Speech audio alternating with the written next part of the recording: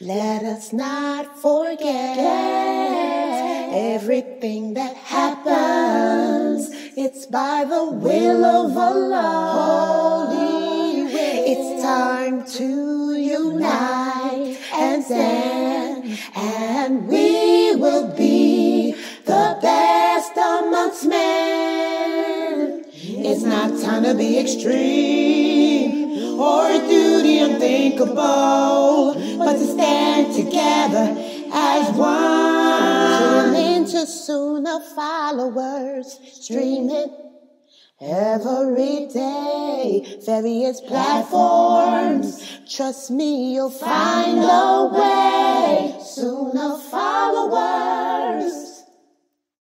And by the way, what do you get them piercing at? Let's talk about it. Wait a minute. Time for the Ask Sis Laila Live Show. Lines are now open. 862-370-2838. Little technical difficulties. Alhamdulillah, wa salat, wa salam ala wa rasul. Welcome to the Ask Sister Laila Live Show. And alhamdulillah, I want to welcome everybody here. And again, this is the last week. Inshallah, this will be where we're going into the last week before Ramadan. The last week before Ramadan. So I'm pretty sure there's going to be a lot of questions about Ramadan itself. And if you do have questions about Ramadan, do not hesitate to ask them. And I want to remind everybody that from now on until the end of Ramadan, the 6 o'clock class that I teach every day will focus on the fiqh of fasting. The fiqh of fasting. And inshallah, I will walk you through what's expected of you for this upcoming month of Ramadan. Inshallah, I'll help you to get through the month of Ramadan, to make it through. We'll give you that hope that you need, that push that you need, that encouragement that you need to make it through. So for those of you who are new to fasting, for those of you who are new to practicing, don't fret. Laila Nasheeba is here, and inshallah, I'm going to help you get through the upcoming month. And again, any questions that you have, there's a few ways that you can ask them. Number one, you can type them here on the screen. Inshallah, if you are on Facebook or YouTube or Twitter or D-Live or Twitch or Trovo or LinkedIn, I can see whatever you type. So all you'd have to do is type your questions here, and inshallah, I can respond. Or you can call the number here that's on the screen, the 862-370-2838. You know, if you have a question, and I do have operators standing by to take the call. Or you can join our Zoom room at www.sunnahfollowers.net, and you can take the mic and ask your question, or you can send the question to Sister Fame. Type it in the Zoom room to Sister Fame, and she'll ask it. And by the way, for those of you who are in the Zoom room, let me remind you, don't send your questions to me, because I can't see you in the Zoom room, because I'm looking through the camera of my streaming program. So I'm watching everyone through my streaming program here, not the Zoom. I won't be looking at anything that you type or looking at the room, period. So any questions, try to send them here to the, send them to Fame, or type them for everyone on the Zoom room. And alhamdulillah, Ramadan, as I was speaking about earlier today, guys, this is one of the most important months of the year for us, because it's the month of forgiveness of our sins. It's the month of change. I'm always reminding the Muslims every year that Ramadan represents the month of change for me, because, you know, this is the time to change your relationship, you know, with Allah, to make it better. Also, Ramadan is special because I tell you, there's no such thing as an Islamic New Year. I repeat, there is no such thing as an Islamic New Year. I repeat again, there's no such thing as an Islamic New Year. New Year has nothing to do with worshiping Allah. The Prophet Muhammad sallallahu alaihi wasallam didn't develop an Islamic New Year. This came around during the caliphate of Umar. And the reason why Umar did it was to be different.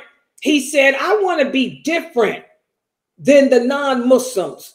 You know, I want to mark our New Year with the time that we migrated, left Mecca and went to Medina to practice our religion. So that's how our calendar became different. Okay, but if there would have been a so-called Islamic New Year, for us Muslims, the New Year would begin with Ramadan. Why? Because it's the most special month of the year. It's the month of change. It's the month of for new beginnings. It's the month of starting over. It's the month of everything. So, you know, Ramadan, this is a very sacred month for us. And again, I hope that you guys are preparing for it. And the way to prepare for Ramadan is not by fasting. In fact, I don't encourage any of you to be doing any type of fasting right now, unless you are making up your fast from last Ramadan, or unless it's part of your regular habit to fast. Does everybody understand? Because if you start fasting now, you're going to be burnt out by the time Ramadan begins. After the second week of Ramadan, you'll be ready to call in the quits. So how do we prepare for Ramadan? The way that we prepare for Ramadan is spiritually, by purifying our hearts, purifying our souls, cleaning the home. You know, I really hope that the Muslim women here, that you guys are taking the time to clean your home. It's time to do spring cleaning. It's time to do Ramadan cleaning, because you want to make your environment spiritual, so as the angels of mercy will enter into your home. You want to purify your home, purify your environment against anything that will attract the denizens of Shaitan. So how do we prepare for Ramadan? By cleaning our house up, clean out the closets, clean up your bedrooms, and also by cleaning your heart, freeing your heart of all those negative emotions that take you down, like depression, those negative emotions like anxiety, those negative emotions like unhappiness, sadness. Start looking at the positive things in your life instead of focusing on the negativity in your life. That's how we prepare, you know. And so again, if you have any questions that you would like to ask me about anything, go ahead and start typing them on the screen, or you can join the Zoom room or whatever. Are there any questions right now, Sister Fame? Yeah, one question here. The question is, what is the proper channel to get to know a man for marriage in my 40s and divorced? I told you guys, I hope y'all got questions, because what's going to happen is we're going to be talking about this again. The same thing with the women on marriage. So please, any other questions, type them, but I'm going to answer this too. But the other questions, please type them, guys, because we get these same questions every Friday from women about marriage and polygamy. Okay. Okay. Her question is, how can she do what with a man? How can she what? How can she find a man? Yeah, she said the proper channel to get to know a man for marriage. You don't get to know a man. We're not kafirs. Our lifestyle is different than the non-Muslims. It's all about well better. Okay? Non-Muslims get to know their people before they get married. We know better than that. Islam teaches us that you will never know a person. You're not going to ever get to know a man better until you live with him. That's what Islam teaches, the truth. So we don't do that. If a woman wants to get married, there's a protocol she has to follow. We don't go looking for our own husbands either. That's not our lifestyle either. Again, that's the kafir women. If a woman, a Muslim woman wants to get married, she goes to her guardian. It doesn't matter how old she is, whether she's 10, whether she's 110. She goes to her guardian and she lets her guardian know. I wonder how I can, when they type, oh, okay. She asked, let me do this. I want to make it so I can't see y'all text boxes popping up. How does that happen on Zoom? When y'all type, whenever somebody types, it pops up on me. Really weird. Is there any way I can cut it off for me? It messes up my look here. You know, I'm all about looking good. You know, can't have nobody's stuff in my blocking me. But anyway, when a woman wants to get married, the procedure in Islam is you go, okay, then that means you don't meet the criteria for marriage. If you are a convert to Islam, you can't even think about marriage until you find a guardian. Because there is no marriage without a guardian. If you don't have a guardian, you don't meet the criteria. So what you need to do, are there any Muslim men in your family? First of all, are there any Muslim men in your family? Okay, do you have any female Muslim friends who are married?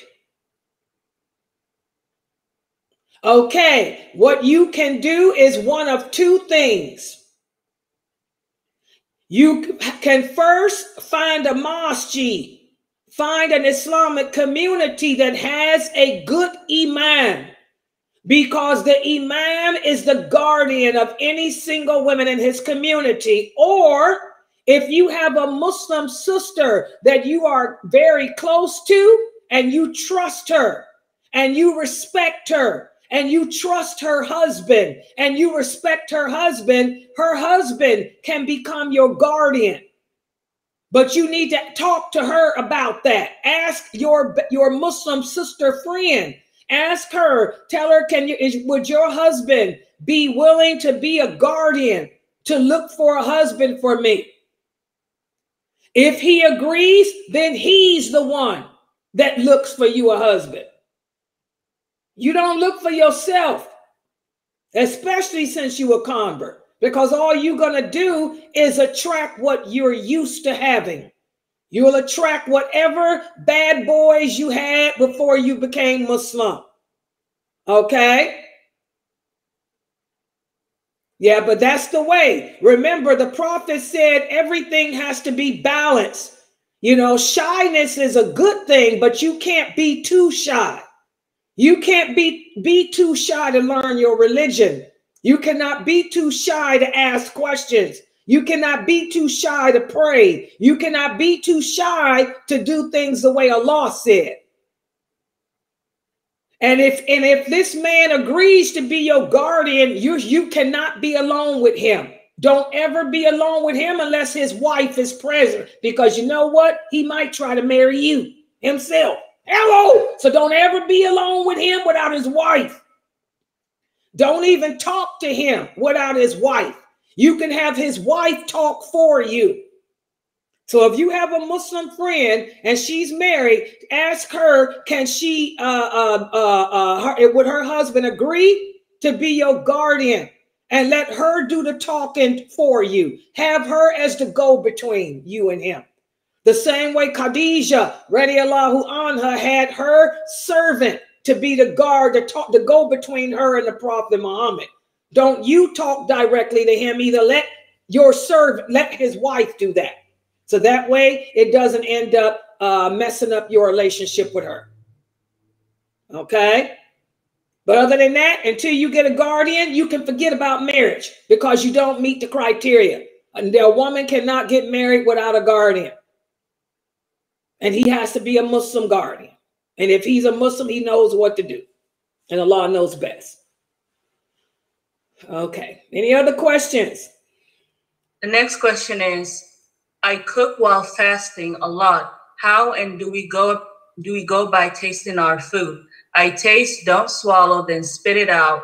Rinse my mouth with mouthwash. Is that too much? Yeah, that's too much. Nowhere does the Prophet Muhammad mention anything about mouthwash. They didn't even have mouthwash. You know, the Prophet sallallahu alaihi wasallam told us that the religion is easy. Allah made this religion easy. Don't make it harder than what it is.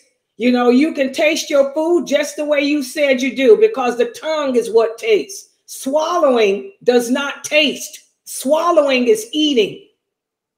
So we taste with the taste buds of the tongue. So do like that. All you have to do is put it in your mouth, move your tongue around, it gets on the taste buds, and then spit it out. That's it. You ain't got to wash your mouth. You ain't got to brush your teeth. You ain't got to drink no or take no mouthwash. That's it. Islam is easy. Don't make it hard on yourself. And Allah knows best. Okay. Next question is it permissible for a single divorced woman to masturbate when she has sexual urges? Again, we go through these same questions all the time. Again, when it comes to the lawful and the unlawful, the Prophet sallallahu alaihi wasallam said the lawful and the unlawful have been clearly defined by Allah.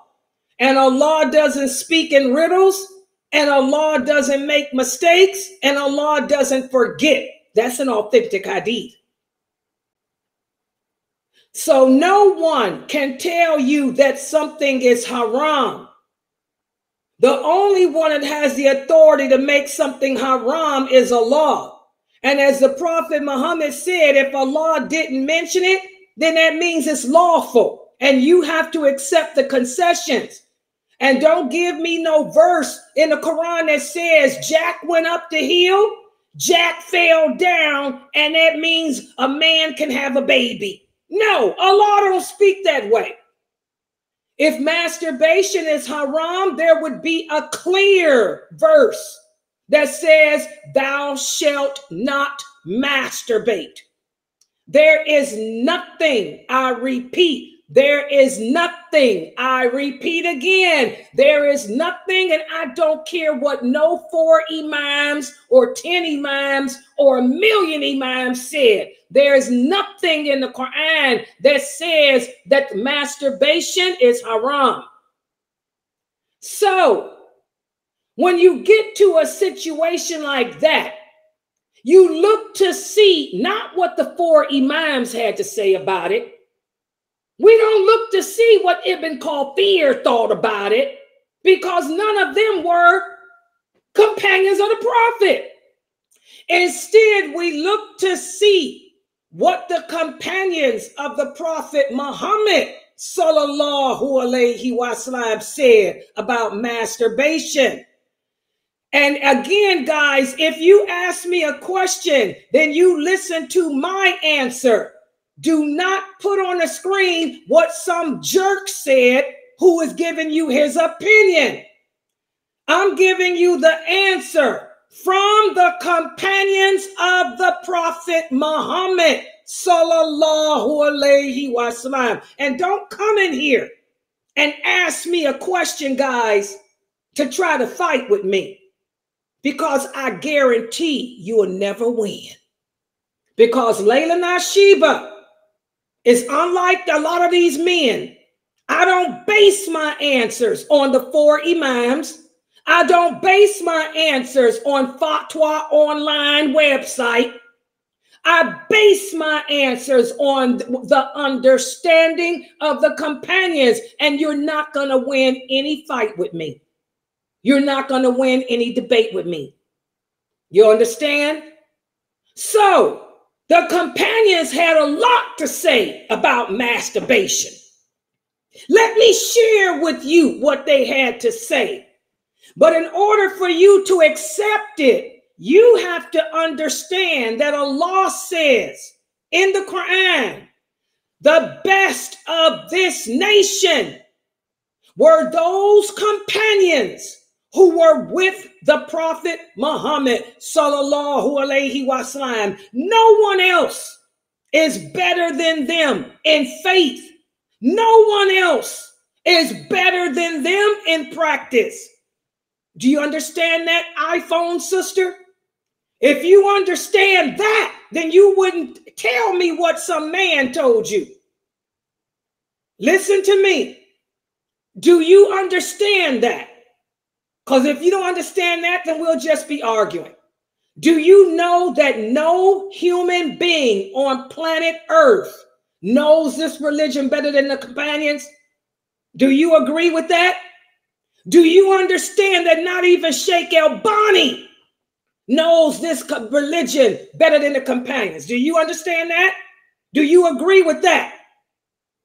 If you agree with that, then you wouldn't open your mouth to respond to what I'm getting ready to say. After the Prophet Muhammad sallallahu alaihi wasallam died, this question came up. Oh yeah, the Prophet never talked about masturbation because he already told the companions, if Allah doesn't say it's haram, it's lawful. That's what the Prophet said. So the companions didn't ask questions like that. They knew that if the Prophet didn't say it was haram, it's lawful. Because again, they were strong in their faith. They understood wala wa bara. They understood la ilaha illallah. But after the Prophet died, Islam began to spread. It spread throughout the Roman Empire. It spread throughout the Persian Empire. As it spread throughout Arabia and other territories, people came to the companions asking those questions. Let me tell you what the companions said. Ibn Abbas was asked, "Oh, Ibn Abbas, is masturbation lawful or unlawful?" Ibn Umar was asked, "Is masturbation lawful or unlawful?" Aisha radiallahu anha was asked, "Is masturbation lawful or unlawful?" These are the originals, like the original vampires. These are the original companions. Ibn Abbas said, "We used to go on many expeditions with the Prophet, and we didn't have men, the men didn't have their wives with them. And many of the men, the young men, would masturbate." He said the Prophet knew that the men masturbated, and the Prophet never said anything was wrong with it. That's what Ibn Abbas said. You understand? Let me tell you what Aisha radiallahu anha said. Aisha was asked by the Roman women. They said, "Oh, mother of the believers, oh, sometimes women like to touch themselves. Is this against Islam?" Aisha said, "Touching yourself is nothing but touching yourself." She said, "How could you think it was fornication? You're just touching yourself." Ibn Umar was asked about masturbation. He said, "It's nothing but rubbing your own skin." Sa'id al-Khudri was asked about masturbation. He said, "It's nothing but rubbing your own skin, making water." So that's what the best of this nation said about masturbation. And Allah says, no one understands this religion better than they. In fact, none of the companions, it was another one, he said it's better than fornication. Ibn Umar. Ibn Umar said masturbation is better than fornication. Are you crazy? There is no companion that I know of that said it's haram or thought it was haram, because they did it. And the Prophet didn't tell them there was anything wrong with it. So whatever your imam said, whatever your sheikh said, whatever your mufti said, who is he? And that's the end of it. I'll drop the mic again. Bang! You'll never win with me. The only time you'll win with me is if I deviate. If I deviate away from what those companions said, then you'll win. But as long as I answer with what the companion said, you can't do nothing. All right. Next question. The next question is, my brother wants to know if a man can wear all red. The Prophet Muhammad sallallahu alaihi wasallam was given a beautiful red cloak. He also had a red tent. We have a wonderful hadith in Sahih Bukhari where one of the companions said, I remember seeing the Prophet sallallahu alaihi wasallam dressed in a beautiful red cloak, and he never looked more handsome than he did then. And Allah knows best. Next question. The next question is, the question that I have is, what do you do when you get done praying and someone tries to shake your hand? What do you mean? What's wrong with that? You shake their hand back. I mean, I don't understand. What's the problem? I mean, they say taqabbal Allah or something, you know, after the prayer. They shake the hand and may Allah accept or something. Yeah, this is some type of innovation that the people do. You know, you tell them you don't innovate and keep it moving if you like Laila. That's all. Just tell them, thank you, brother. You know, may Allah accept. I agree. But I don't innovate. And have a good day. Love you for the sake of Allah. Keep it moving. Real easy. Just tell people. You have to let the people know that, because Muslims today innovate so terribly. You just say to them, the Prophet didn't do this. The companions didn't shake hands and make dua like that after the prayer. So, we should stick to the Sunnah. Just tell them that we should stick to the Sunnah. And keep it moving. Real easy. You got to let the people know. But now I want you guys to know, that's why I thought he was asking, was this. This is another sunnah that we have deviated away from, shaking of the hands. You know, nowadays when you go to the mosque and you see a sister at the mosque, they'll come to you and want to hug and kiss. This 3 kiss. This is not from Islam. This is what I thought he was asking.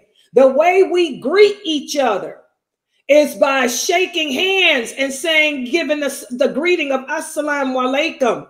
The Prophet Muhammad sallallahu alaihi wasallam said, every time you shake hands and give the greeting to another Muslim, your sins fall off from your hand. So you're forgiven for your sins. This is a sunnah that we need to bring back instead of all that hugging and kissing. Hugging and kissing is not what the companions did. They would assalamu alaikum and shake hands. Wa alaikum salam, sister. You know, your sins are forgiven. Everybody understand that? The hugging and kissing is not from the sunnah. That's what I thought he was asking. That's why I was going to say, what's wrong with shaking hands? It's a good thing. Because so many Muslims don't want to do that. You stick your hand out to shake a sister's hand, she pushes back. You know, that's not the sunnah. But if I were to hug her, she let me do that. And Allah knows best. Good question. The next question is, what is the correct way of Islamic wedding? Can men and women be at the same wedding, or do they have to be separated? Okay, the Prophet sallallahu alaihi wasallam married all his wives, and the companions all got married, and everybody was there. You know, everybody was there. Everybody, the weddings. And in fact, we have a hadith, whereas the Prophet sallallahu alaihi wasallam said, when you have a wedding, don't disinvite some people. Invite everyone. Your wedding celebration should be for everyone, not just a select few. But if you're asking, can women and men dance together and drop a tail feather and shake a tail feather together? No, we don't do that. Okay, but yes, when men and women attend the wedding, yes, they can attend. And I'm going to tell you guys something too that you're not going to hear a lot of these other brothers say. You know, there are hadiths where the Prophet sallallahu alaihi wasallam sat at a table with women that were not mahrams too, and their husbands. You can sit at the same table too, believe it or not, guys. They don't have to be separate, but as long as they're not touching and close like that, because there's hadiths where they all would sit at the same table and eat. But the Prophet wouldn't sit next to a woman. Okay? But if I'm sitting at a table and Dremali is across from me and another sister's across this way and another person there, there's nothing wrong with that. We can do that. There's hadiths where the Muslims, that's how they sat. Okay? You guys have to use your common sense. But as far as us touching, dancing, and all that partying together, like what they do in the day, no, we don't do all that crap. Okay? And Allah knows best. Next question is, a brother wants to know, when you fast, your breath is incense that flows to heaven or smells like Ferdous? No, that's not what that hadith means. And we're going to talk about that this next week. The hadith where the Prophet sallallahu alaihi wasallam said, Allah loves the smell of the breath of a faster. That it does not mean that your breath smells good, nor does it mean that your breath is like paradise, because paradise does not stink. Paradise is not funky. And that hadith is not talking about smell. What it means is Allah loves the sacrifice you're making. That's what makes Ramadan so special, because we're sacrificing for Allah. When you're fasting, you're giving up your emotions, giving up your breath smell. You're making sacrifices for Allah. And Allah loves for us to abstain from eating to the point where our mouth becomes dry and our tongue becomes bitter and we smell. Allah likes the fact that you're sacrificing that for Him. That's what that hadith means. And by the way, you can brush your teeth. The Prophet used to brush his teeth before he gave a speech when fasting, because you don't want to get up in the face of another Muslim stinking like that. Okay? You can brush your teeth. The Prophet used to brush his teeth every time he made wudu when fasting, because he didn't want his breath to smell. So that hadith does not mean that your breath smells like paradise. Your breath stank, man. And go brush your teeth and use some mouthwash too before you get up in somebody's face. The hadith is speaking about how Allah loves the sacrifice you made for Him. You're putting your body through this. You're putting your body through this inconvenience to please Allah. And that's how we earn the love of Allah. And Allah knows best. Does that make sense? Does that make sense? You understand the hadith now? Yeah, he also wants to know, or he was told, he said, I was told I did, or I was told if I didn't or don't masturbate, I'll be rewarded with something greater. My ahki said that's a wet dream. Well, whoever told you this, like I said, I've given y'all what the companions of the Prophet Muhammad said. Remember, Islam. Before, the Prophet sallallahu alaihi wasallam talked about how this nation will divide into over 73 sects. He said all of them will be in hell. The only one that won't be in hell are the ones that stick to the traditional Islam. And then when he said that, one of the companions said, what is traditional Islam? The Prophet said the traditional Islam is what I am upon and what you all are upon and what the first 4 leaders after you will be upon. I've given y'all what the companions said. I even told y'all what the Prophet's wife said. Now, if y'all want to fight it, that's your business. Because all of us are on different levels of faith. My faith is strong. I'll die for Allah. I'll die for the Prophet. I'll die for any companion. Okay? You may not be like me. You may die for your mother.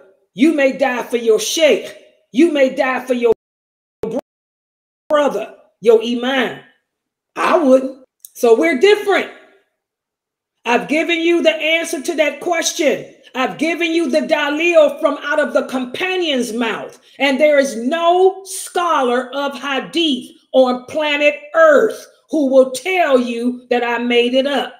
Because if he's a scholar of hadith, he would know those hadiths because they're all authentic. So if you want to take it and still fight it, that's your business. I can't. Allah makes Muslims. Allah makes believers. Allah made the hellfire and he made paradise. All I am is just a messenger. That's it. Okay? So, and when it comes to this religion, whenever somebody tells you that something is haram, the Prophet Muhammad said they have to bring the dalil. So whoever is telling you that if you don't do that, you're going to be rewarded with something greater, why don't you go ask him for his evidence? I've given you my evidence. My evidence is so concrete. And so where's this person's evidence? And evidence is not a fatwa from Sheikh come a dime a dozen. Evidence is not a fatwa from Ibn Kathir either. Evidence is not a fatwa from any of the four imams either. Evidence is from the book of Allah and the hadith of the Prophet Muhammad. So where's his dalil? And I already told you guys, when it comes to understanding, do we take the understanding of the four imams over Ibn Abbas? Do I take the understanding of any of the four imams over Aisha? Do that any of the four imams understand this religion better than Ibn Umar? Sa'id al-Khudri? Oh, I forgot. Az-Zubair? Oh, Ali. Ali got a hadith about masturbation too. You know, so do we take any of those people over any of them? So it shows where you are in your practice of this religion, where you are in your better. Is your allegiance to Allah and to the Prophet, or is your allegiance to Allah and the four imams? Allah, the four imams, and the Prophet. Only you can answer that. That's your test. All right, next question. The next question is, in the past, I did not fast while I was pregnant. And from your classes, I've learned that I was supposed to be fasting. What should I do now? Just ask Allah to forgive you. Allah doesn't hold you accountable for what you did not know. That's the mercy of Allah. You didn't know. You were probably told that you don't have to fast by some dude because they all tell you that. Because they don't know what the companion said. They always go by their imams. So, alhamdulillah, you're not held accountable. Just ask Allah to forgive you and keep it moving. Next time you get pregnant, fast, unless it's high risk. If it's high risk, you can't fast. If your doctor diagnosed you and he's Muslim. Because the Kafir's doctors will tell you all the time, oh, you guys are crazy, don't fast. You know. So don't worry about it. Allah doesn't hold us accountable for what we did not know. That's his mercy. And we're going to talk about that in more detail during the month of Ramadan. Question. I have a question, if I may. Go ahead, babe. Okay. So there's a hadith in Musnad al-Bazar. It's Hassan according to al-Albani. And the hadith says that the Prophet ﷺ said, when you leave your home, you pray 2 rakat to prevent you from an evil exit. And when you enter your home, pray 2 rakat to prevent you from an evil entrance.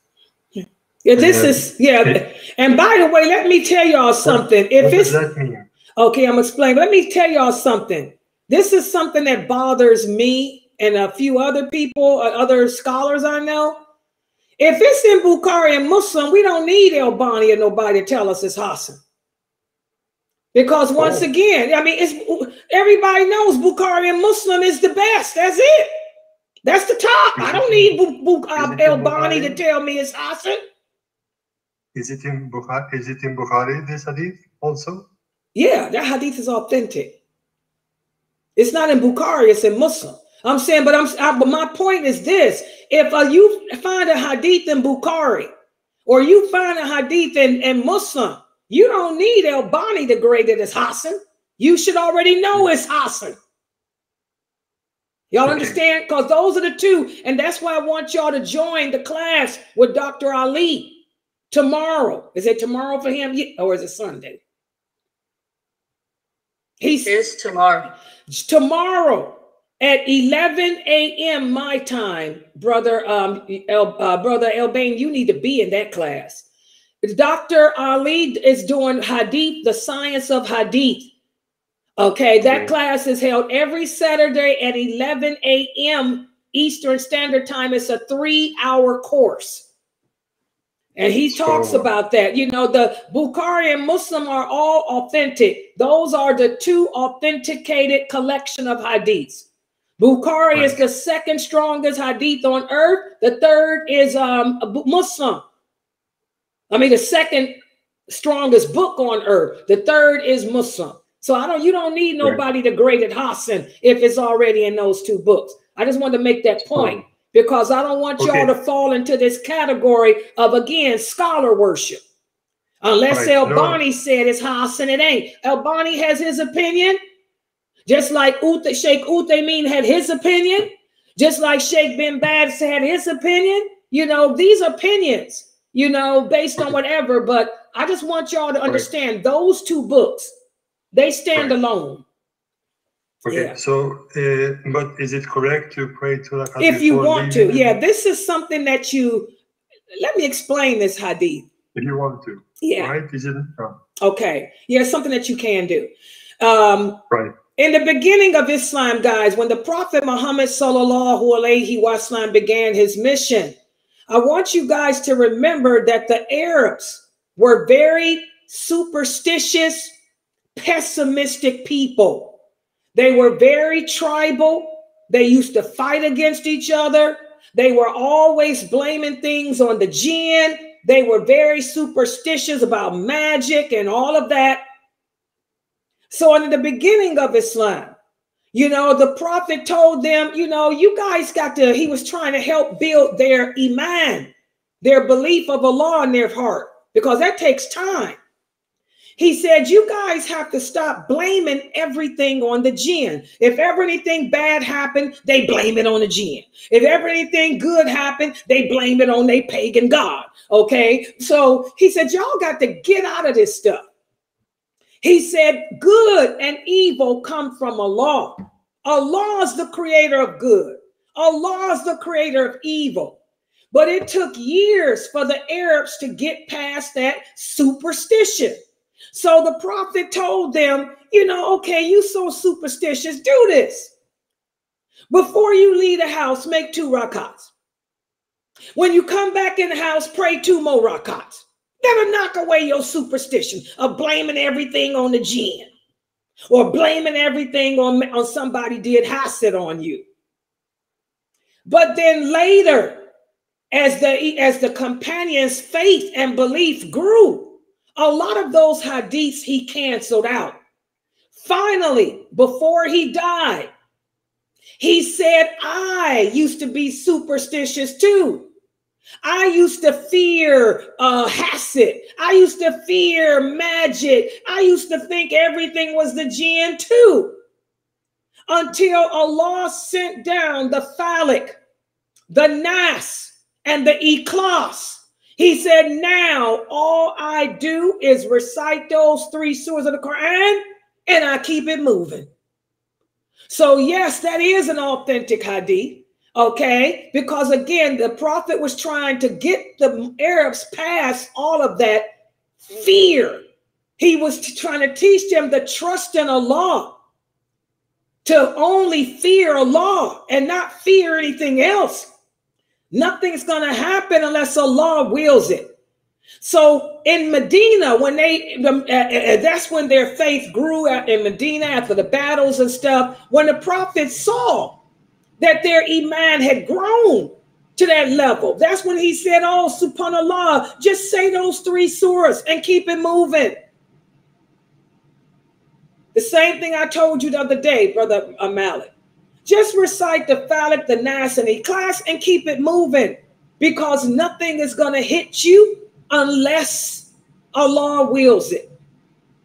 You understand? You have to learn to trust in Allah, yes, instead of being afraid that somebody's going to hurt you, kill you, and all that. This is what so yes, those hadith, and that hadith is in Muslim, because that's what happened. Imam Muslim included in his collection. He was a student of Imam Bukhari, but he included in his collection the hadiths that were canceled out. Okay, Imam Bukhari didn't put the canceled ones in his. Okay, so this hadith was canceled. Yeah, I mean, but if you want to do it, you can. I mean, if it's going to help you with your pessimism, because that's why the prophet had them do it. He had them do that, you know. And by the way, you don't have to do that, but he suggested that they do that to help them get over pessimism and learn to trust in Allah. So if that's going to help you get over that pessimism, if that's going to help you to get over, to realize that nothing's going to happen to you, then do it. Okay? Yes. You understand?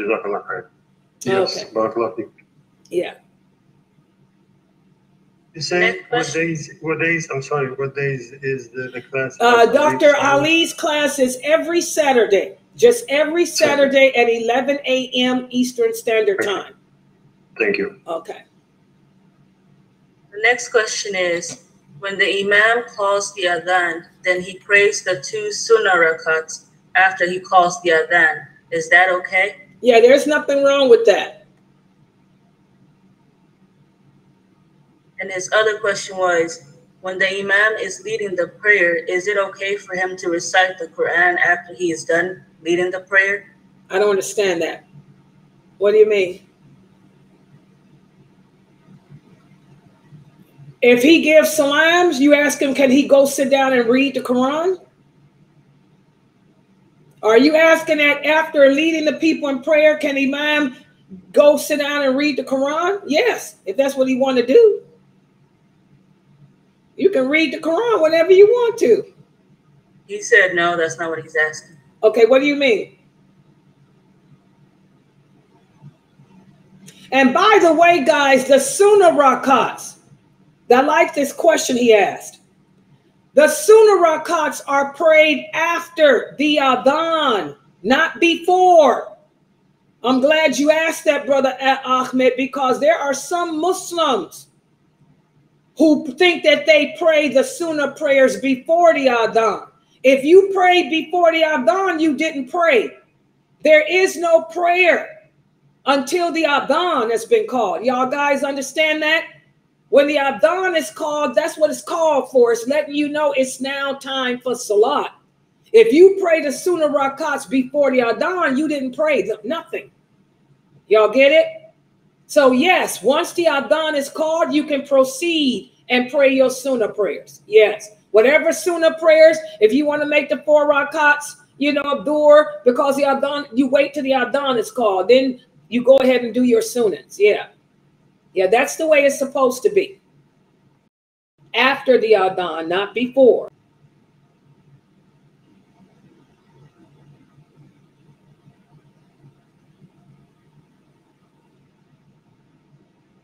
And by the way, your breath does not flow to paradise.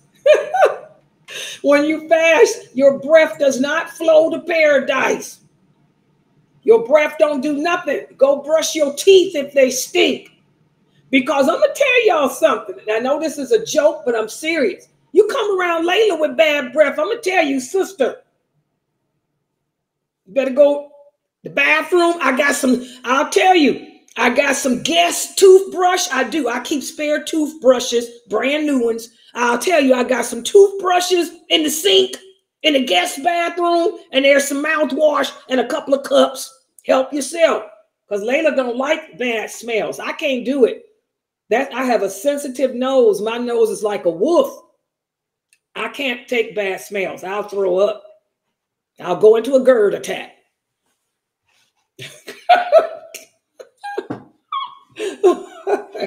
Yeah. Yeah.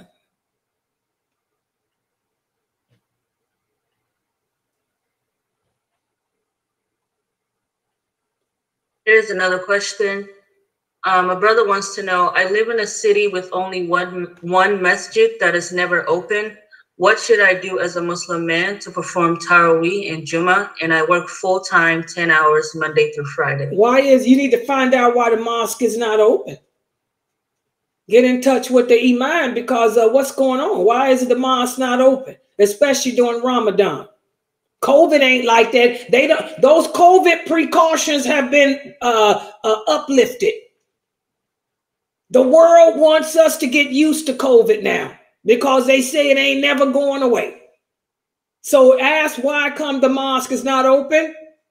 Remember the hadith of the Prophet sallallahu alaihi wasallam. He said if there are 2 or more Muslims living in the same town, living in the same city, they have to. It is obligatory to establish prayer together. Congregational prayer. So if you got a mosque in your city, you need to figure out why come ain't nobody doing prayers there. Maybe you have to start a mosque. Maybe you got to turn your house into a place of congregation. If there ain't no masjid open, we'll turn my living room into a place of congregation and we'll all pray together during Ramadan. You might have to do that. Find out why the mosque ain't open. What city you live in? Hello, let's hear it. Don't tell me Philadelphia.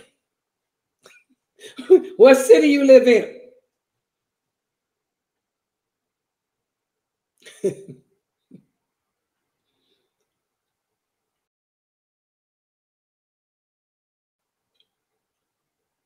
He said a small Kansas. Oh, with Dorothy in the Wizard of Oz. Dorothy, where's Toto? Well, tell him he needs to get in touch with that masjid. Ask them why come the mosque ain't open. Tell them this is Ramadan. Hello, they got to tear them doors down. They got to open them up so y'all can come in there and congregate. This might be a way for him to get some good blessings. Tell him that's a good way for him to get some good blessings by making the Muslims do what they supposed to do in that small town. Alhamdulillah, proud of the brother.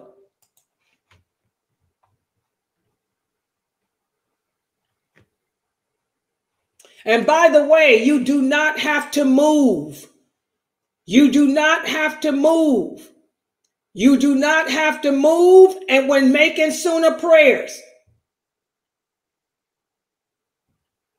and again, the Sunnah prayers are prayed after the Athan. If it's depending on the prayer. For example, if you're going to do the Sunnahs of Dhuhr, you got 4 Sunnahs before. You can do after the Adhan for Dhuhr is called, go ahead and make your 4 Sunnah rakats. Or your 2 Sunnah rakats. And then do the obligatory prayer. And then afterwards, do the other 2 Sunnahs. And you do not have to move places. Some people do that to show that the whole earth is spacious, but do I have to? No. I can stand right there and do it. Don't make this religion harder than it is by imposing conditions that were not imposed by the Prophet Muhammad sallallahu alaihi wasallam. Again, this is how you can tell if a person is teaching you Quran and Sunnah. It ain't about my opinion. It ain't about what I think, what I feel. Did the prophet say we had to do it, or did he say it's a good thing to do? It's a big difference. All right, next question.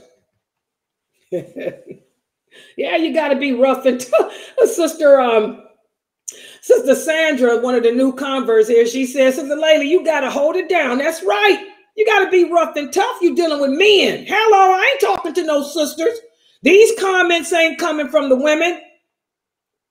These smart aleck comments are coming from the men. I got to be salama, rough and tough. By the way, that blood runs through here. Oh, yeah.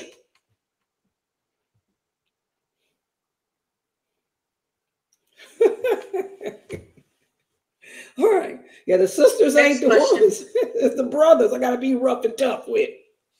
Yeah.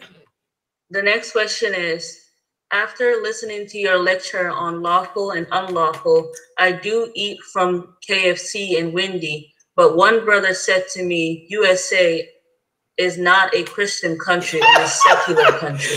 All right. Whoever this brother is, ask him to go get a dictionary. Look up the word secular. What does that have to do with religion? Secular is this is why the Prophet sallallahu alaihi wasallam said the only one who has the authority to tell you something is haram is Allah, not nobody else. I can't come to you and say it's haram for you to click your teeth, because clicking your teeth is flirting. I'm just making up something. I have to bring the evidence. Did Allah say I can't click my teeth? Now do y'all see why the Prophet said only Allah has that right? Anyone that tells you that something is haram has to bring the clear proof, because it's clear. The lawful and unlawful are clear. Allah don't speak in riddles. He doesn't forget, and he doesn't make mistakes. And if something is confusing, what did the companions say? And y'all don't want to take me there. Oh, because the companions had a whole lot to say about simple comments like that. All right. So tell that brother, thank you. Have a good day tomorrow. Go find your dalil. When you bring me the dalil, I'll accept what you say. But that's a person that don't even speak English. He doesn't even know what the word secular means. What does the word secular have to do with Christian or religion? Look it up in a dictionary. These people don't even speak English. Was he Arab? Was he Mexican? Was he Bosnian? What country he from? Tell him to go learn English and then come talk to you. And Allah knows best. We know less. Okay. Next question is it haram to smoke cigarettes occasionally? Oh, God. That's the same way sister is asking, is it okay to smoke weed occasionally? Is it okay to snort a little bit of coke occasionally? Is it okay to occasionally have sex out of wedlock? I already know, Dr. Dremali. Oh, is he here? Oh, gosh. That's my brother. Wait a minute. Hold on for 1 second, guys. I got to text my brother.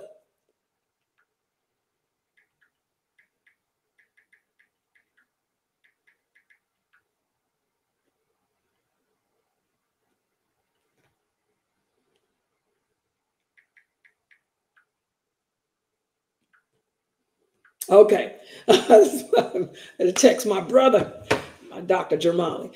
Yeah, so what was she asking me about? She said, is it haram to smoke cigarettes occasionally? Oh, that's the same as asking, is it okay to steal occasionally? Is it okay to fornicate occasionally? Okay, if something is haram, sweetie, that means it's haram. That means we can never, ever, ever do it. Everything that's haram If it's something that's haram, it means that Allah hates it. Allah tells us in the Quran, he hates everything that he made haram. So you can never do it. And I know that that's a terrible habit. Smoking cigarettes, guys, nicotine. Let me talk about that for a minute. Let's talk about it. Because, you know, we got a lot of people, you know, Ramadan coming up. Let's just talk about it. Call in. And by the way, what are you getting a piercing? Let's talk about it. Any other questions? This is gonna be good. Welcome to Ask Sister Laila Live. Yeah, let's just talk about this for a second. A lot of people don't know nicotine is more addictive than crack is. Did y'all know that? Nicotine is more addictive than cocaine is. You can kick the cocaine habit and the crack habit, but still have a hard time with that cigarette. It's a terrible drug, guys. But you can do it. You can do it. And nowadays, they have so many things that can help you to kick the nicotine habit. One of the things that I have recommended many Muslims to use, and I'm telling you it works, and you're also, most of your healthcare insurances cover it, the Nicoderm patch. The Nicoderm patch really works, guys. It's a 30-day program. What it does is it gives you nicotine. It puts nicotine into your system to slowly wean you away. And by the end of the 30 days, you will be through smoking and never want a cigarette again. It works. You have to, first of all, be determined. Like the prophet said, stop smoking. Feel guilty about having that nasty, bad habit. Think about how dirty it is, how it makes you stink, how it stains the walls in your house, how it stains your fingernails, your hands, how your clothes smell bad, how you cough, that cough you can't get rid of. Think about those things and feel determined that you're going to do it, and go out and buy those Nicoderm patches. I'm telling you, those patches work. And fasting, I'm telling you, during the month of Ramadan, most Muslims I know, they kicked it during Ramadan. But you can get the start on it now. You know, get you some Nicoderm patches, because you can fast with them too. By the way, guys, I'm going to talk about that. Wearing the Nicoderm patch does not break your fast. The Nicoderm patch does not break your fast. So, no, you cannot. Smoking cigarettes is the same as smoking weed. It's the same as smoking crack, because it's an intoxicant. And the Prophet Muhammad sallallahu alaihi wasallam said all intoxicants are haram. So just, you know, think about the filth, how nasty that habit is. Go out and get them Nicoderm patches and start wearing them now. I'm telling you, it'll work. 30 days. Okay? But no, we cannot occasionally sin. We have to stop sinning completely. Start that Nicoderm patch program now. So that way, when Ramadan starts a week from now, the nicotine patch is in your system to keep you going. The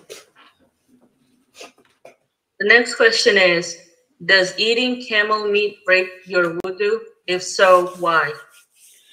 Okay, yes, the Prophet Muhammad, there is an authentic hadith where the Prophet sallallahu alaihi wasallam said that about camel's meat. Why? Well, the Prophet sallallahu alaihi wasallam told us that for every camel, there is a jinn that follows it. That's why we also cannot pray in a camel pasture, because every camel has a jinn that follows behind it, and they eat the droppings of the camel. They eat its droppings. Okay? So some of the companions said that that's why. In fact, I think Zubair was one of the ones that said that's why, because every camel has a jinn that follows it, and maybe because of that. All right. But yes, you make wudu after you eat camel's meat. And Allah knows best. Next question is it okay to keep some non-halal money and dispose most of it, or do we have to dispose all of it? What do you mean non-halal? Non-halal? What type of money? Where's it from? Robbing a bank? We got to get more details. You a bank robber? Different answer. Interest? Different answer. I need to know what type of money it came, where it came from. King Tut's grave? Different answer. The kids like me. I got any kids in the Sunnahfollowers room? Y'all know the Sunnahfollower kids think I'm crazy. They like to laugh at me. The kids get me. The adults don't. But the kids get me. They know I got to be rough and tough dealing with these brothers in here. Hello? Q&A show. I got more brothers in here than sisters. What type of money? Where did it come from? Let me answer this question. If the money came from robbing a bank or stealing, you stole the money. The Prophet sallallahu alaihi wasallam said, in order for Allah to accept your repentance, 4 conditions must exist. Number 1, stop doing the sin. Number 2, feel guilty about having done it. Number 3, be determined to never do it again. And number 4 is make restitution if the sin entailed violating the rights of someone else. So if the money came from stealing or robbing, you have to return all of it. You can't keep some of it. If you don't return it all, that means you weren't sincere in your repentance, and Allah doesn't accept. Okay? So I hope that answers the question, because I don't know where the money came from.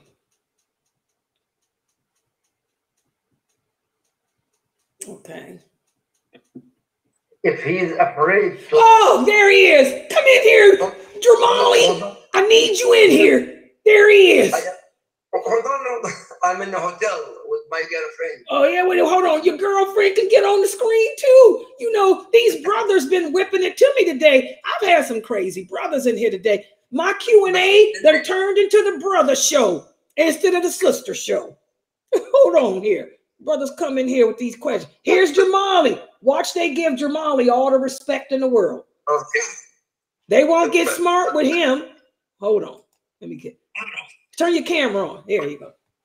I'm in a hotel. Oh, you can't turn the camera on? Okay. Salam alaikum. There he is. Walaikum salam. Yeah, he wants to know about the money. Can you answer that? Because I don't know what he meant, you know, to be honest. But you have the answer. You have the answer. Yeah, you Some people actually, for example, I don't know, robbing bank. The police will arrest them. But any kind of money, if you are not, you cannot give the money directly because of like the name. This is better, as Laila said, to give the money is the best way. But sometimes afraid something happened to you, you can secretly you can give to them, or if they cannot see the person at all, make sadaqah on behalf of that person. He said the money. He said he's getting paid under the. Wait a minute. He said now his question's different. Okay, is getting paid under the table haram? In other words, yeah, he wants to know. You ask this question. What from where the sources came? That's right. Many resources. Where you getting where the money coming from, Face? Yeah, you're getting paid underneath the table, but what type of, is it like gambling, a casino? Many things. Gambling, that's what kind of money. You have to define exactly about the money. The money, as Laila said clear, give it to them immediately. If safety to give is the best way. is the best way. But believe it or not, Allah subhanahu wa ta'ala will give you reward. Same money you give that person, you will get the same reward. Oh, wait a minute. I know what she's asking. Oh, Face, are you asking, like, say, for example, you work at a restaurant? Okay. Say, she says she delivers flowers, but instead of them giving her a paycheck, they just give her like $20. She's not on the payroll because maybe she's too young to get to work or whatever. Is that lawful? No problem. No. This is your money. Yeah, that's yours. Yeah. It's yours. There's no haram here. It's your money. I give 25% for Sunnahfollowers. Yeah, that's fine. You can do that, sister. Yeah, that's not haram. Who told you that was haram? No, it's not haram. No. But don't forget, 25% halal for Sister Laila website. And there was a brother. See, I told you I got more brothers here. I thought there was a sister. I got this done turned into the Q&A Sister Laila brother show. And what about this? By the way, for the sister, for the meat of the cow, not the milk, Sister Laila. Yeah, it was the meat. He asked about the meat. Yeah. But you say the milk. The milk. I drink the milk actually in. No, not the milk. In Saudi Arabia for my kidney problems. Yeah. Yeah, I did that in the kidney. I did that myself. I pray. And I even asked the shuyukh in Saudi Arabia. Yeah. No, he asked about the meat, not the milk. Meat. Yeah. The meat. There is also between the opinion only Abu Hanifa and Malik.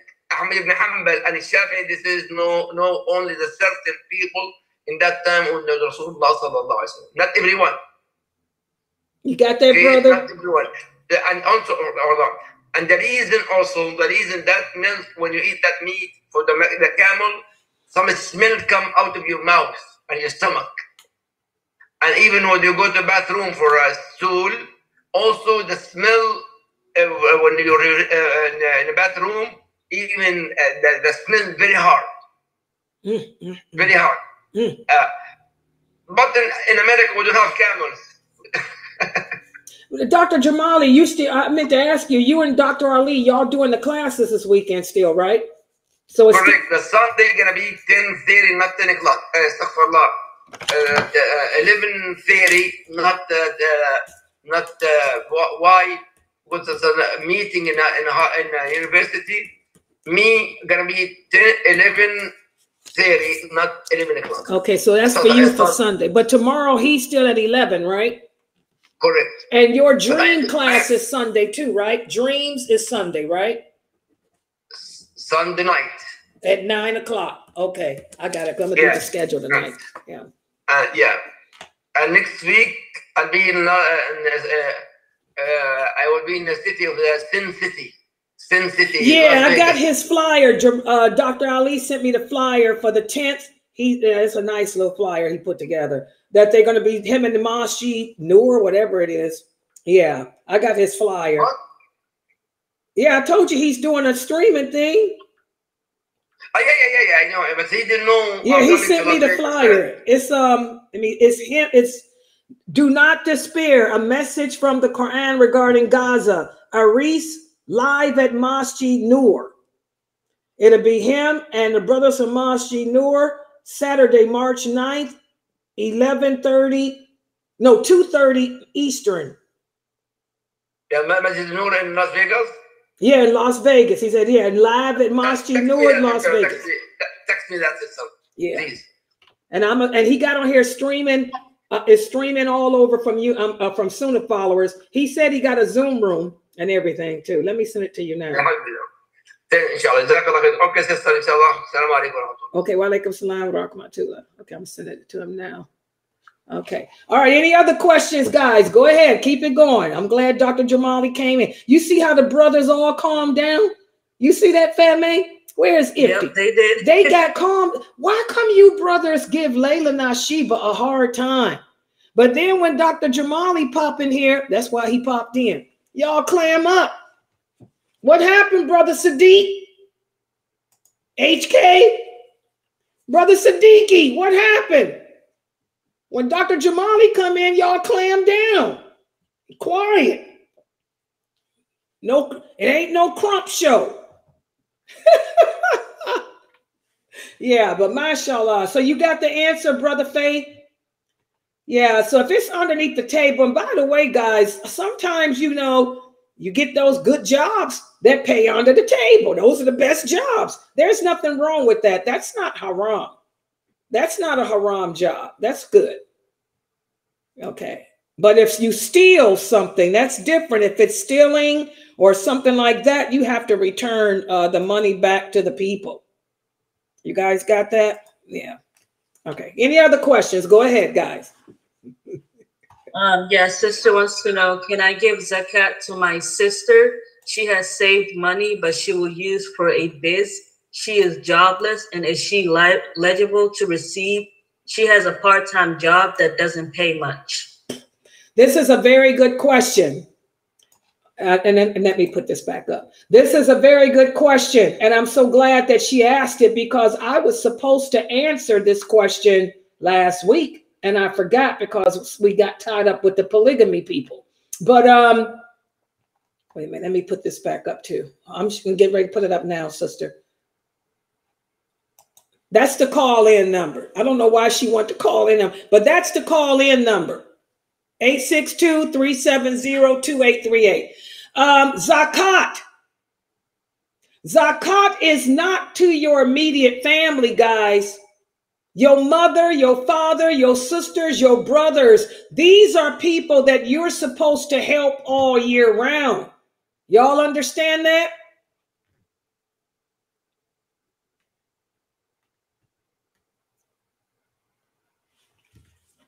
Do you got that?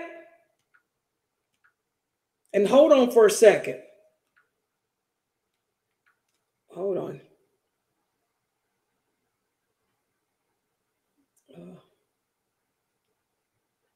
Wait a minute. Hold on, people. Please hold on for Hold on for 1 second, too.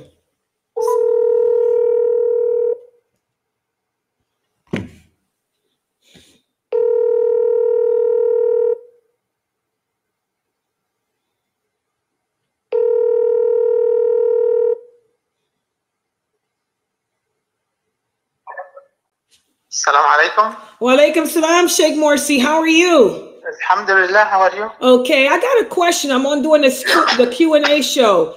One of the sisters, I just want to make sure that I gave her the right answer. She said her zakat, her yearly zakat. Can she give her yearly zakat to her sister? Does her sister lives with her or in another house? Can you hear him, sister? This is Sheikh Morsi, by the way, guys. He's the scholar of the website. Does your sister live with you? Ask her what she typed. She says she lives by herself. She lives by herself. Is she married? You hear him? Is she married? She said no. No. Yeah, okay. She can give the sister. Yeah, she can give her. She can give if she is poor, right? Is she poor?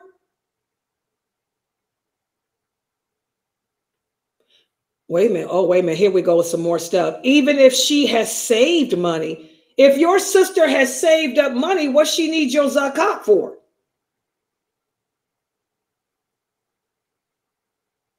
Her sister has money saved up, so she's not poor then.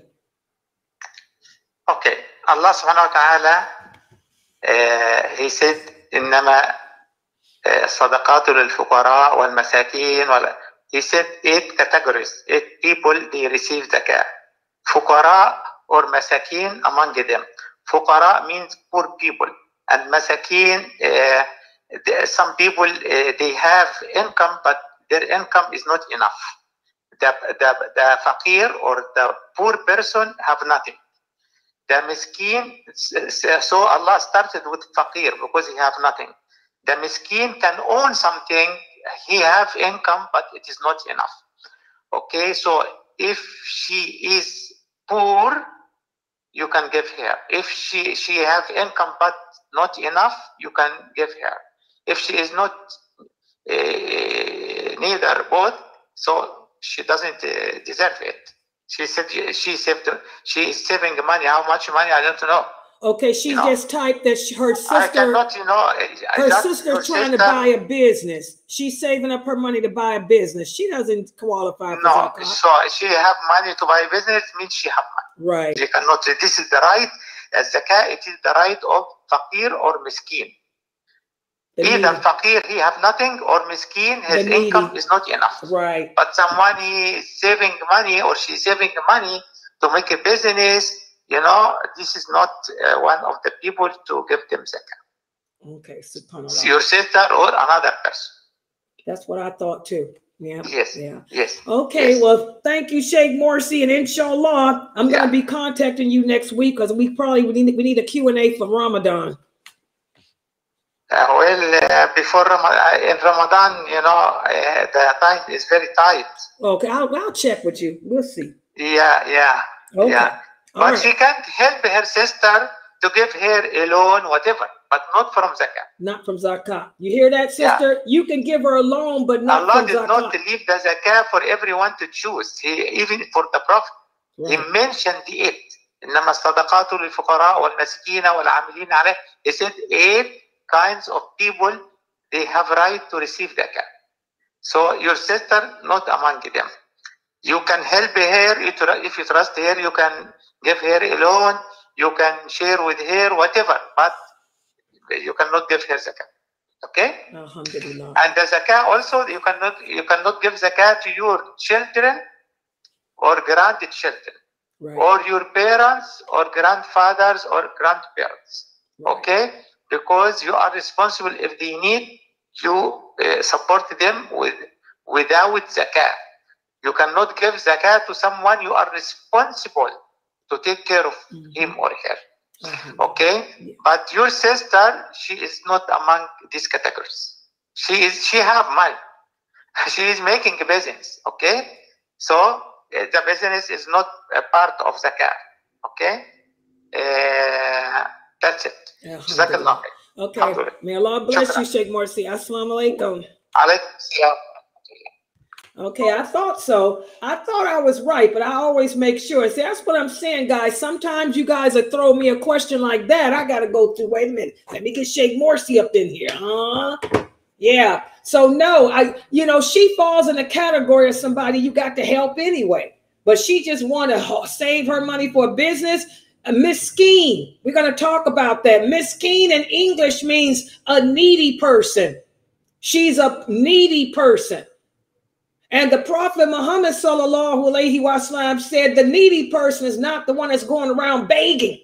The needy person has pride. It's too prideful to ask you for money. Okay. So miskin, that's the needy person. She's not needy. She just want to take her money and do what she want with it. She can take that money for her business and use it to pay her bills. Because who says she need to have a business? But she got to pay her bills. It's all about priorities.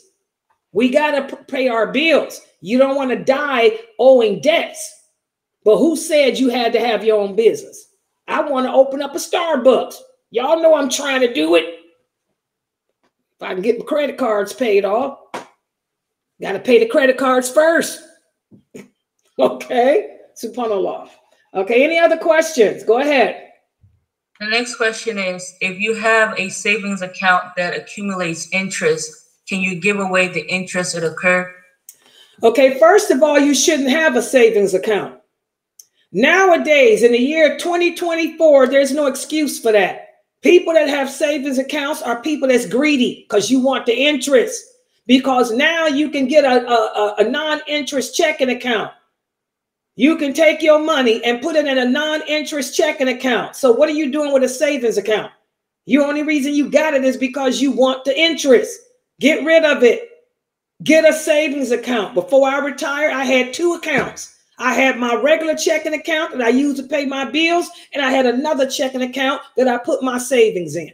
And neither one draws interest.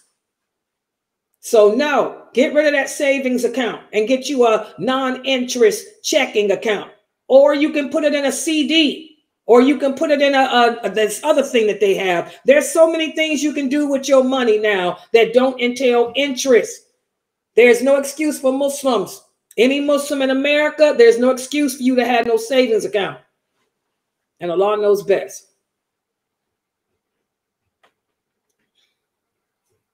The same sister about helping her sister, she said, aren't the brothers responsible for their sisters? I should help, but shouldn't be from the male family members financially. Girl, if we lived in an Islamic world, a perfect world, yes. But that don't happen no more. You can't make people do their job. I got 4, bro. According to the laws of Islam, let's talk about it. Here we go again, guys. Let's talk about it. We're going to play the laws of Islam. Call in. And by the way, what do you get in the pierce today? Let's talk about it. Any other questions? This is gonna be good. Welcome to Ask Sister Laila Live. Okay, let's talk about it. According to Islam, women don't have to work. We're supposed to be princesses, staying at home, protecting ourselves, taking care of our families. If we don't have a husband, the men in our families are supposed to provide and maintain us. But that ain't happening, is it? I got 4 brothers. I'm a single woman. Technically, according to Islam, my brothers are supposed to be paying my rent, buying my food, buying my clothes, getting my facial done, my hair done, getting my new my alligator purse and shoes. That's supposed to come from my brothers. My Lexus, it's supposed to be them. But it don't happen that way. These brothers ain't doing their job. But yes, to answer your question, it's the responsibility of the men in the family to take care of the women, not the women to take care of the men. But again, remember the Prophet Muhammad sallallahu alaihi wasallam said Islam will become strange, you know, and it will revert back to how it used to be before Islam. So Islam is strange. It's not being practiced right. Nowhere on this planet. Even in the Arab lands, the men are not taking care of the women like they're supposed to. Even in the Muslim lands, you got women having to work in order to provide and maintain themselves because the men are too busy taking care of their wives and their children and not their sisters. But yes, to answer your question, if we lived in a perfect world, none of us sisters would have to ever worry. It would be our brothers and uncles and cousins too. The cousins too. It would be their job to take care of us. But there is no utopia on earth, nowhere. We'll get it in paradise, inshallah. Yeah. Next question. The next question is, how can I get my 12-year-old son who likes to eat in the habit of fasting? Oh, girl, your 12-year-old son should have been fasting. Remember, guys, the Prophet sallallahu alaihi wasallam said, teach your children to fast when they're 7. Make them fast when they're 10. He should have been fasting when he was 10. The only thing I can tell you to do is what my mother did to me when I was growing up. Whoop my behind if she caught me eating. I'm telling you. Hello. Mama was a rolling stone. My mother caught me. I'll never forget this one time. Where's Latifah? Oh, I was 12 years old. Oh, yeah, I was Miss Know-It-All. Miss Got It Together. My mother was taking a nap. I said, I'm tired of fasting. This was in the summertime, too. I went downstairs, opened up the refrigerator, took out some milk, got me a bowl and poured me some Cheerios, put that spoon in there and took that first bite. As soon as I put the spoon in my mouth, I felt this bam in the back of my head. It was over. My mother whooped my behind. She said, now eat this. She pulled out the leather. Oh, yeah. So that's all you can do. I mean, at the age he is, he should have been fasting. He's 12. He's the age I was, trying to be slick. And I was fasting at the age of 7. But when I was 12, I became rebellious. Whoop his behind if you catch him not eating. I mean, if you catch him eating. And also bring him to this website, to the classes, guys. Let him, my 6 o'clock class every day from now on is focusing on Ramadan. Let your children participate in my class because they're gonna fall in love with Ramadan. They're gonna fall in love once they understand the reason why we fast, the benefits of it, the virtues of it, how close it brings them to Allah. Because children's hearts are innocent, they're gonna want to do it. That's what happened to me. I ended up wanting to do it once I understood it better. So have your 12-year-old son in my class every day at 6 o'clock Eastern Standard Time, because we'll be talking tomorrow about the virtues of fasting. When he understands the virtues of it and the reason why we do it, it's going to make him want to. Okay? And also whoop his behind if you see him eating something. I'm sorry. It's the truth. Yeah. Any other questions?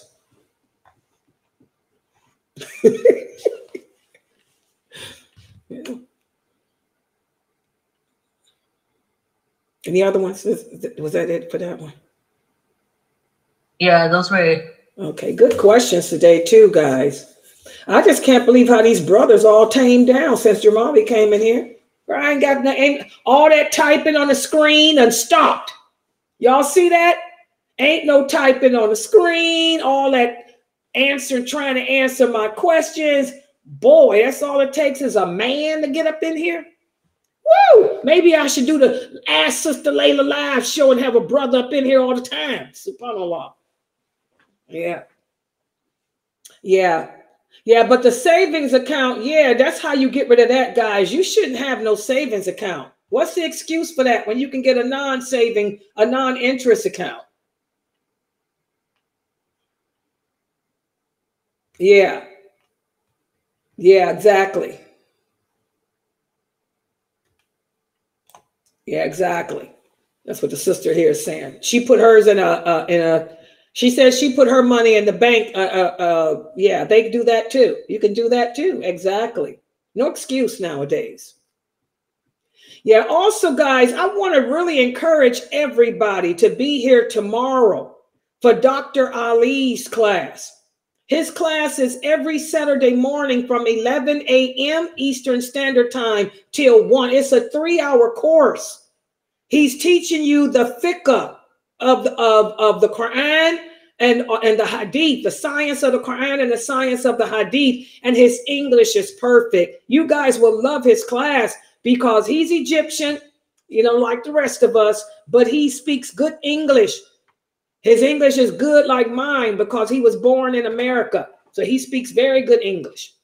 You will love his class. And he's very, he breaks it down so easily. Yeah. Sister Aya wants to know, how do we dispose of something that has Allah's name on it? I have old work that I can't keep, but don't know how to just throw it away. Throw it away. What you mean old work? Like what? Just throw it away. I want you guys to understand religion is not as complicated. Back in the days of the companions, radiallahu anhu, they didn't like to leave, for example, the Quran, the Mus'haf around, because remember, the companions were fighting the Romans, the Persians. They had enemies. These people wanted to degrade Islam, degrade Allah's book and all of that. So the companions would burn it. They would burn pages and stuff like that so the Kafirs couldn't get to it and defile it.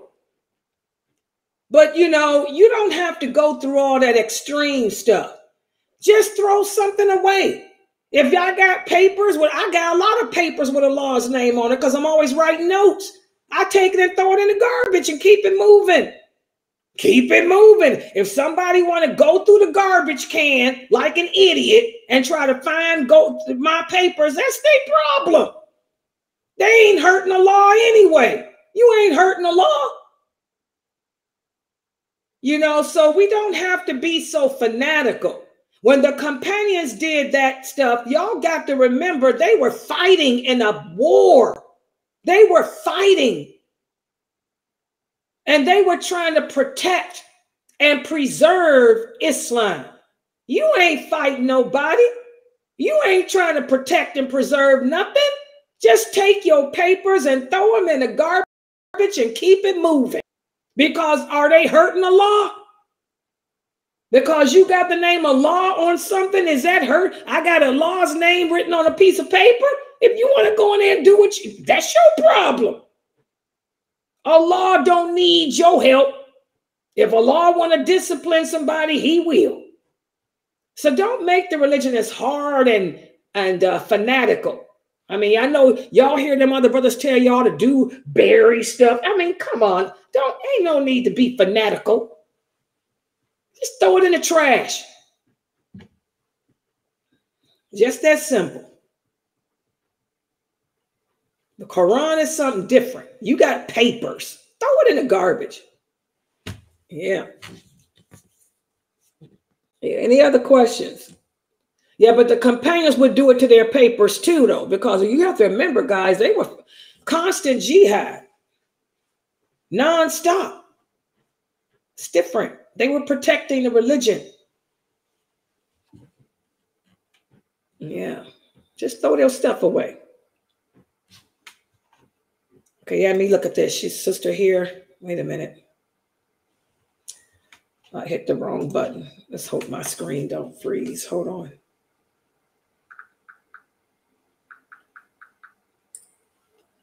Sister, tell me, look at my text. You text me a question? Hold on.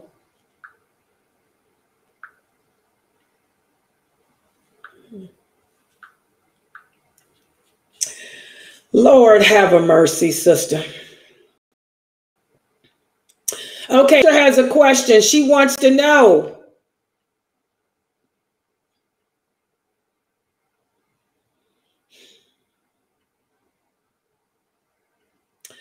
What if your father, and we get these questions all the time.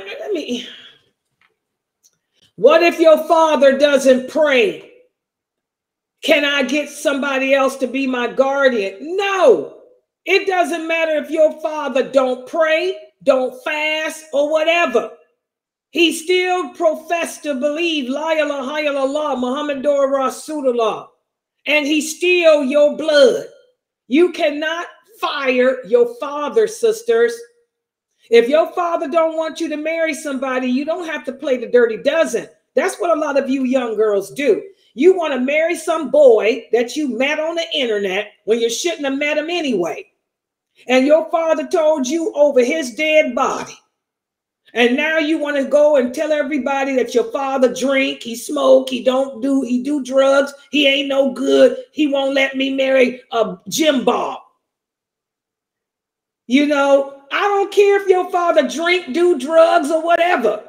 As long as he declares La ilaha illallah Muhammadur Rasulullah, and as long as his blood continues to run through your veins, he's your daddy. He's boss daddy. And Jim Bob got to bounce. Y'all understand that, sisters? You cannot replace your father with somebody else because you want to marry Jim Bob. So you sisters got to stop that and stop looking for a man on your own. Follow the procedure. If you want to get married, you tell the men in your family. They're the ones that go look for you. You don't look for yourself. Because all you're going to pull in is garbage. Okay? Okay, here's another question. What about disposing of hair clippings? Okay, again, back in the time, the 6th century, when the Prophet lived, it was the 6th, 7th, 8th century. Back in the 6th century, the Arabs were pessimistic people. Like I told you guys, before Islam, the Arabs were very barbaric. They were warriors. They were very, very pessimistic, superstitious, tribal, all of that. And they were so afraid of the jinn. Everything was the jinn. The jinn did it. The jinn this, the jinn that. So the Prophet sallallahu alaihi wasallam in the beginning of Islam, again, he told the people to try to break them out of that pessimism. If you're so worried about somebody doing magic on you, then bury your hair. Okay? Bury it. Get rid of it. Bury it where they can't find it. All of that, again, was to try to break the Muslims out of being pessimistic, to try to teach the Muslims to trust and fear only Allah. Do you have to bury your hair? No. Throw your hair in the trash if you want. If you trust in Allah, let me share this hadith with you. The Prophet sallallahu alaihi wasallam said, there will be 70,000 people who will enter paradise and never be held accountable. Allah will simply just have already forgiven them of their sins. He will simply tell them to go stand at the bridge and wait for it to open. They were the strongest in faith. They were not pessimistic. That means they were not superstitious. They didn't even do ruqyah. They simply trusted in Allah. They weren't afraid of people taking their hair, doing magic on them, because they knew that nothing can harm them. Nothing can benefit them unless Allah allows it. So the same answer I gave the other brother earlier, if you're afraid, if you're one of those pessimistic people who always thinks the jinn is trying to hurt you and people trying to hurt you, you can bury it. But if you strong in your iman like Laila Nasheeba, I comb my hair and throw it in the trash and keep it moving. Could care less, because can't nothing hit me unless Allah allows it and Allah wills it. Do you understand? Same hadith. We Muslims got to get out of this pessimism. The evil eye does exist. Magic does exist. But you have to trust in Allah. You have to trust in Allah and work on developing your relationship with Him. Everybody understand that? So if you want to burn your hair, if you want to bury it, knock yourself out. If you want to throw it down the toilet, you want to throw it in the garbage, you want to just blow it in the wind. Do whatever turns you on. It ain't nothing but hair. And ain't nothing going to harm you. Nothing's going to hit you unless Allah allows it. And Allah wills it. Y'all understand that? And Allah knows best. Same answers. You see how, like the Prophet said, we will revert back to how we used to be? Many of the Muslims today are pessimistic, like they used to be in the beginning. Many Muslims today are superstitious, just like they were in the beginning of Islam. Life is a circle, and then you die. All right, guys, I'm looking at the time. It's 11 o'clock. Alhamdulillah. I think we had a very good Q&A session. You guys had some very good questions today. I want to remind everybody to be here in the morning at 11 a.m. for Dr. Dremali's class. I'm going to stream it everywhere. Yes, brother. I will stream it on. You see how I redid it? The brothers on Twitch say they like how I redid it. Yeah, I redid Twitch. Not Dr. Dremali. Oh, Ali. Yeah, Dr. Ali. That's right. It's Dr. Ali's tomorrow. Be here at 11 a.m. for Dr. Ali's class. And also tomorrow, don't we have Brother Hanif? Fame? Yeah, his free tomorrow too, because he didn't do last Saturday. Okay, yeah. So we got Dr. I'm going to do the schedule after this, guys. We have Dr. Ali at 11 in the morning. And then we have Dr. Asim. Dr. Asim is at at 3 o'clock. Then we have my class at 6 on the virtues of Ramadan, the virtues of fasting. Make sure y'all bring the kids to my class too. I want the whole family participating in my class. And then Brother Hanif is going to be doing a Minhaj class. So a lot of classes tomorrow. Everything kicks off at 11 a.m. Eastern Standard Time. Please be here. And let me show you guys